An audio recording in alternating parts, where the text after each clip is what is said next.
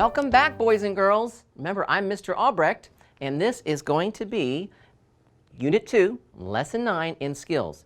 So before we begin, let's make sure we have our readers available because we're going to be using that a little bit today. Make sure you also have your workbook available, and probably a good thing to have a pencil.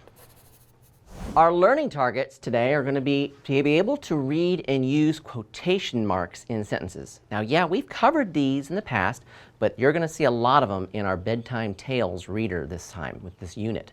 So we want to make sure we understand them, we want to make sure we practice them and realize when they're there what they mean. And be able to participate in a close reading of the story, The Hare and the Hedgehog. So today I get to read a story to you, and then you're going to work with your teacher to answer some detailed questions about the story. All right, so the special punctuation that we're going to talk about is the quotation marks, and they are used when writing to show a person is speaking. So when we write, we put it in quotation marks, we're showing that that person is saying something, that they're speaking. When we see these types of punctuations, they're quotation marks. We call these the open quotation marks, and then we put our talking space in between, and we close with another set. See how they're opposite each other, so it's important that they kind of close in.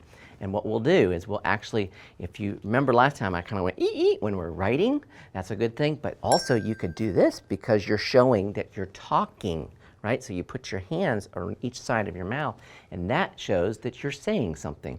So we'll practice that later. So quotation marks show the reader exactly what the person has said during conversation or dialogue. That D word might be new to you. Dialogue is something that you're going to see when you read a story and it's set in quotation marks and one person is speaking to another. When we practice, here's our cupping with our mouths. When we practice reading aloud, we can cup both hands on each side of our mouth to show or represent where those quotation marks would be in a sentence. Let's practice cupping our hands while we read a few sentences aloud. So I give you a sentence, I like to sing, okay? Well, I like to sing. Notice when I'm saying it, you get to put your hands on each side of your mouth. So, I like to sing. How about this one? You just said, let's eat lunch. Let's eat lunch. Notice it with the quotation marks around it. Let's eat lunch. So we know that you said that. So we're going to now practice writing this because we've said it, and when we say it, we don't always go like this, right? We kind of just say it, and we've said it. We don't have to have quotation marks around everything. But when we're writing it, we do need to include the quotation marks to show that there's a conversation or dialogue going on. So, for instance, I like to swim, I like to play baseball. Notice they're in what we call speech bubbles, right? And those speech bubbles are showing that somebody has said something. So when we take that something that they said and we put it into a sentence, we are going to make sure that we have a comma before what we put in quotes. So in other words, if Ryan said, I like to swim, Ryan said, comma, there's the open quotation mark. I like to swim, and you might put the blank in there. I like to swim fast, and you put your quotation marks down. So it's exactly what the person has said. All right, let's point out one more thing. Remember I said that the comma has to go before the quotation marks. Now look, there's a period after the sentence before that ending punctuation or the ending quotation marks. So a lot of people get tricked up on that. We want to make sure that the ending punctuation for that sentence goes inside the quotation marks. So the one thing I want to point out is when you looked back and you saw the end sentence, notice that period right there at the end. It's going to sit inside the quotation mark. So the last thing in the sentence is going to be the closing quotation marks you see there at the end. Boys and girls, grab that workbook, grab the pencil, and we're going to look for Worksheet 9.1. Worksheet 9.1. I believe it's going to be on page 38, 39, somewhere around in there for you in your workbook. But I always use these big square numbers up here because they're just easy to spot. Worksheet 9.1. Now let's take a look at that. We're going to look at the first couple together, and then I want you to finish the last one on your own. All right, so remember we have Mike, and Mike is saying in a speech bubble, tell me a bedtime tale. So we want to think, how would we write this in our workbooks on these lines? Your workbook said Mike. So we have to stop and we have to think, how are we going to put that in quotation marks, right? Because it is in a speech bubble. So go ahead and take a moment, pause the video if you need to and write that out. Tell me a bedtime tale, and then we're going to come back and you can check it against mine. All right, hopefully what you wrote matches mine. Let's take a look. Quotation marks are open. Tell me a bedtime tale, comma, quotation mark. Now let's talk about that, because I bet you that you might have missed that little comma there. That's a little tricky on that one. What they did on this, on your workbook, was they took and they put the said Mike at the end. It isn't Mike said. So when that happens, we have to make sure that we put a comma before said Mike. So it would read, tell me a bedtime tale, said Mike. Remember, we're going to pause when we see that comma. All right, so now that you know that, take a pause on the video and go ahead and do number 2 for what Jane said. Jane said, I will sell this milk. What is that going to look like when you write it on these lines? All right, boys and girls, now that you're back, let's check that second one against mine. Open the quotation mark. I will sell this milk, said Jane. Notice I paused. I'm not going to put a period in there because the period goes at the end of those sentences. Okay? So that's a little tricky, but it takes practice to get in the habit of doing that. All right, pause the video here and finish that last one at the very bottom of 9.1. I'll see you back in just a minute. All right, boys and girls, welcome back after completing the last one on worksheet 9.1. Let's stop and stand up, get some blood flowing, and do a little bit of a brain break before we get into hearing our story, okay? So I think what we'll do today is we'll practice making some emoji faces. You know those little things that everybody puts in their messages online? Maybe a text message or an email has a little picture. Let's practice making some of those faces. First one I'm going to ask you to do is to make a wow face. Can you know that emoji that has his eyes wide open and his mouth's shaped like an O? You're almost like you're making the O sound, right? You go, and hold that until I tell you the next one, and then I want you to switch right into it, okay? So I'm going to tell it to you, frown. So you go from, you got to go real quick, switch it, okay? So we're frowning now. I want you to smile. So we have a frowny face, we had a wow face, we had a smiley face. What about the big toothy grin? Can you do that? Right? All right, boys and girls, once you're completed making all your fun emoji faces, and I bet you were making lots of ones that I didn't even mention, have a seat and let's get back to work. All right, boys and girls, welcome back. We get to hear a story called The Hare and the Hedgehog. If you have your readers available, the bedtime tale reader, grab that reader now. Find page 34 in your reader, and that's where we're going to start The Hare and the Hedgehog.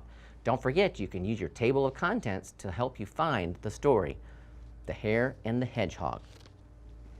So today, I'm going to read the story, and I want you to pay attention to the characters, because the characters are a hedgehog and a hare. So what's a hedgehog? What's a hare? Well, a hedgehog are small mammals. You might have seen them in your pet store. They're little fuzzy little furry things, but they're not furry. They're not really actually furry. They're kind of spiky. So if I were to touch all these, it kind of doesn't really hurt. It's just spiky. And that's all over their bodies, okay? And then they have these short little legs, and they roll up into a tight ball when they get like they feel like they're in danger, right?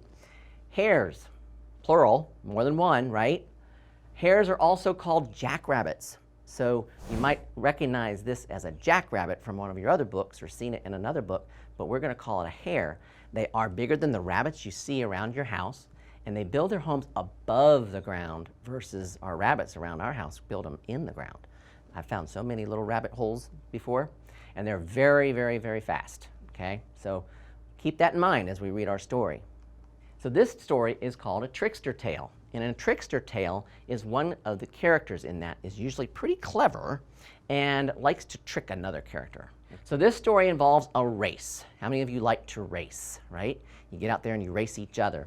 And this one's going to be between that hedgehog and that hare. Now remember, the hedgehog has short legs and the hare is very fast with his long legs. So we got to think, who do you think is going to win that race? We'll have to read the story to find out. Now, my little note at the bottom says you might remember from first grade a fable titled The Tortoise and the Hare. What do you think happens in today's story?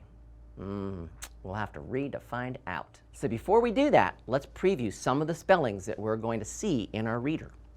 We practiced these in past lessons where we have the oi made with the oi, the oi made with the oy, the ow made with ow, and the ow sound made with ou.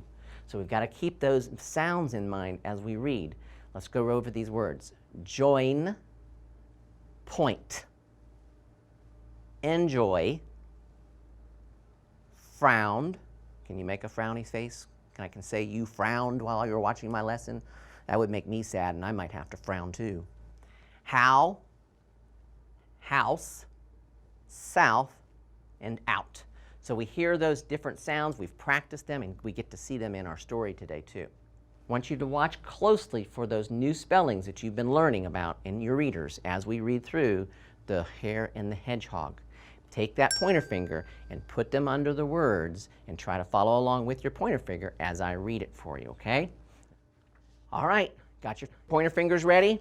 We're going to read here. I'm going to model for you on this one, and then I'm going to let you go on your own. The Hare and the Hedgehog. Mike and his dad sat on the bed. Did you like the tale of the jumping frog? Mike's dad asked. Yes, said Mike. I liked how Pete tricked Jim by feeding his frog the limes.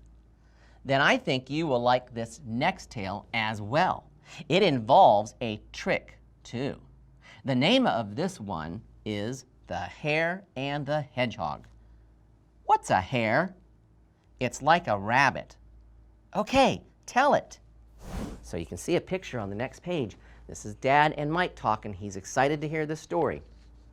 All right, next page. You're on your own. Take your finger and follow along. Once there was a hare who was proud of his speed. He liked to brag. I'm so fast, he said. I am the fastest. No one is as fast as me. Well, the hedgehog got sick of all this bragging. He set himself to thinking how he could trick the hare and get him to stop bragging all the time. The hedgehog made a plan. He went to the hare and said, let's race. We take a picture there. We see our conversation going on between the hedgehog and the hare. The hare is bragging. You can kind of see the way he's sitting, his legs crossed, that body language. He's putting his arms up. He's just bragging about how fast he is. Hedgehog's just standing there listening. The hare smiled. You and I, he said, is this a joke? What would be the point? Those legs of yours are like stumps. It must take you from sunrise until sundown to hike a mile. Will you join me in a race? Said the hedgehog. I will join you, said the hare. Good, said the hedgehog. We will race south from this fence up to the house on the hill. But I can't race till I have my lunch. I'll be back at 1. Then the hedgehog went home and spoke to his wife. Wife, he said, at 1, I will run a race with the hare. What? Said his wife. She frowned and asked, are you out of your wits? He's so fast. You can't hope to win a race with him. Trust me, said the hedgehog. I have a plan. There's their conversation, sitting down, having maybe some tea. Think about the setting, too, on that story. Where is this taking place right now? What's his plan? Asked Mike. I will tell you next time, said his dad. Well, rats, said Mike. It was just getting good. I wish you could just tell me now. Next time, said his dad. So, we've read through the story. I want you to read it again on your own carefully. Use your individual code chart if you need assistance with your words and your spellings, and you're sounding those words out. Do your best. So you should be able to read and look for those quotation marks within the story, the hedgehog and the hare. And you've just participated in a close reading, so read it really close again so that you get good practice and be prepared for your teacher to ask you some good questions about it. All right, boys and girls, this has been Skills Unit 2, Lesson 9. I look forward to seeing you next time. Bye-bye.